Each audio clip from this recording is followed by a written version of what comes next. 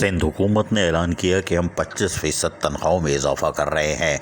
बल्दियाती इदारों में जश्न का समा था, खुशी की लहर दौड़ गई। हालांकि इनको नहीं पता था कि 25% तनख्वाह बढ़ने से वो इनकम टैक्स की गिरफ्त में आ जाएंगे और फिर कटौती भी होगी। खैर बहरहाल वो अलग बात है, लेकिन टाउन की सतह पर बहुत खुशी का इजहार किया जा रहा था। जैसे इस नौजवान को देखिए, 25%, 25%, 25%, 25%, आए हाय हाय हाय हाय हाय। लेकिन 25% तो दूर की बात है, उसके बाद फिर ओजट्टी आई। ओजट्टी शेर आ गई, सिंध हुकूमत ने जारी की और पुरानी वाली कर दी।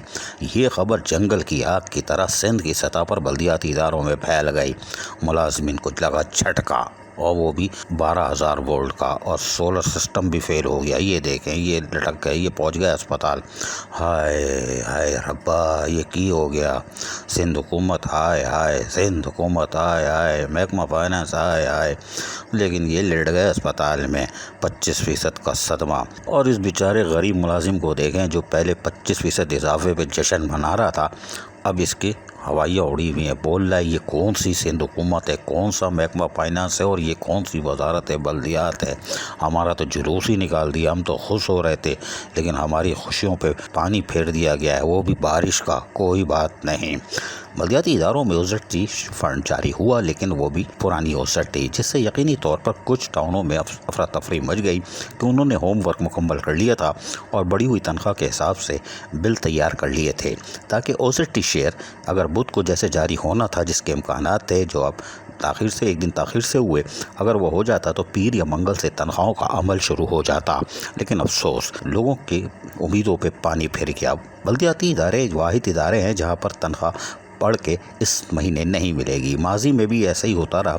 लोगों के एरियर बाकी हैं, चाहे वो कलदम बल्दिया मस्ती हो, जहाँ ऐसी मस्ती हुई थी कि उनके एरियर अभी बाकी हैं। और कलदम बल्दिया कोरंगी, ये तो माफिया का टाउन था, डकैतों का टाउन था, साबिक चोरमैन शहनशाह नासूर मलीर का टाउन था, जिसने महाजर कौम के भी वसाइल को दोनों हाथों से लूटा था और एरियर दिए बगैर मफरूर हो गया, यानी भाग गया। अब आराम से घूम रहा है इदारों को, अब क्या बोलें, 5 उंगली दिखा के आराम से घूम रहा है।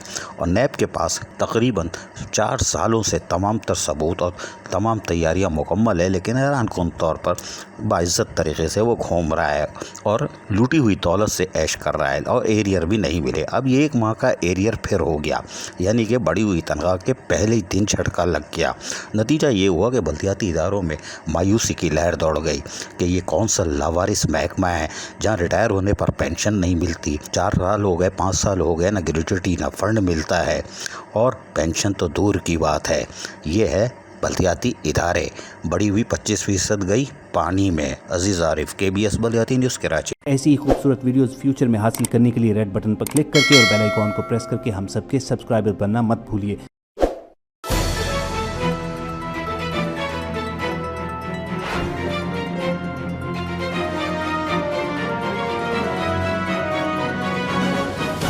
KBS बल्दियाती न्यूज़।